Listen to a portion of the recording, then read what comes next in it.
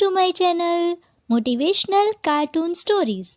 यहाँ पर हम आपके लिए लाते हैं मोटिवेशनल और इंटरेस्टिंग कहानियाँ जो आपको हर दिन कुछ नया सिखाती हैं। शिल्पी घर के काम से फ्री होती तो बोर होती, जिसके बाद उसने घर में ही दुकान खोलने की सोची।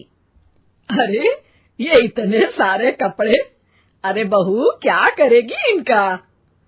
माँ जी, मैं घर में बोर होती हूँ तो सोचा सामने के कमरे में कपड़ों की दुकान खोल लूं। घर का काम भी हो जाएगा और 4 पैसों की कमाई भी।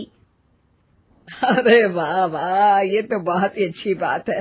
मैं भी तेरी मदद कर दिया करूंगी। वाह माँ जी, तब तो मजा आ जाएगा। अब हम दोनों मिलकर खूब पैसे कमाया करेंगे। अब क्या था, सास बहू का काम चल पड़ा। एक दिन, अरे राकेश की माँ, सुनती हो? कहाँ चली गई? भूख के मारे पेट में चूहे कूद रहे हैं। अरे नंदिनी, कहाँ हो? भूख लग रही है। पापा कहाँ है माँ? पता नहीं बेटा, भूख लग रही है। आज तो किसी ने चाय भी नहीं पूछी। तभी सास बहू घर के अंदर ढेर सारे सामान के साथ आती हैं और वो भी हंसती हुई। अरे वाह बहू, ये तो बड़ी अच्छी मार्केट दिखाई तूने। बड़ा ही सस्ता सामान था। हाँ माँ जी, और ये सामान हम डबल पैसों में बेचेंगे, मजा आ जाएगा। अरे बहू, भूख लग रही है, कुछ खाने को दे दे। माँ क्या बात है, आज किसी ने पापा को चाय भी नहीं दी? अरे बेटा, अब 40 साल में तेरे पापा ने क्या चाय बनाना भी नहीं सीखा? अरे बेटा रहने दे अब इस बहस को। तुम लोगों ने वैसे बनाया क्या है? बहू परेशान हो जाती है और सास को अकेले में लेकर जाती है। माँ जी, आज तो हम लोगों ने खाना ही नहीं बनाया।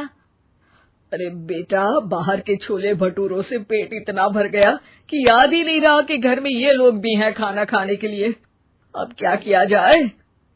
तभी घर में एक महिला आती है। जी, वो सुना है आप लोगों की यहाँ साड़ी बिकती है, जरा दिखाएंगे क्या? हाँ हाँ, क्यों नहीं। माँ जी, आप इन्हें साड़ी दिखाइए, मैं तब तक पिताजी और इनके लिए खाने का इंतजाम करती हूँ। सास उस औरत को लेकर सामने वाले कमरे में चली जाती है जहाँ उन लोगों ने दुकान खोली थी। वहीं बहू भी किचन में चली जाती है। अब इतनी जल्दी क्या बनाऊं? पापा जी तो खाने के लिए भी बैठ गए हैं। आइडिया, मैं खाना बाहर से ही ऑर्डर कर देती हूँ। थोड़ी देर में खाना आ जाता है और बहू टेबल पर खाना लगा देती है। हे भगवान, कितनी कड़वी दाल बनाई है बेटा। नहीं नहीं पिताजी, वो क्या बात है नंदिनी, रोटी तो चबाई ही नहीं जा रही है, लग रहा है रबड़ खा रहा हूँ। एक तो इतने महंगे होटल से खाना मंगवाया और वो भी इन लोगों को पसंद नहीं आया। तभी सास नोट गिनती हुई बाहर आती है। वाह माँ जी, बड़ी कमाई हुई लगती है। हाँ, मैंने वो 2000 वाली साड़ी 3000 में बेच दी। अरे वाह माँ जी। दोनों सास बहू बहुत खुश हो जाती हैं। मेरे पेट में ना बेटा जोर का दर्द हो रहा है। अरे माँ, क्या हुआ? पेट में दर्द? बाहर का कुछ खाया था क्या? मैदा तो नहीं खा लिया? मैंने छोले भटूरे खाए थे। माँ क्यों खाए? आपको तो पता है कि आपको मैदा सूट नहीं करता। चलिए माँ को डॉक्टर के पास ले जाते हैं। तभी अंदर से पापा की आवाज आती है।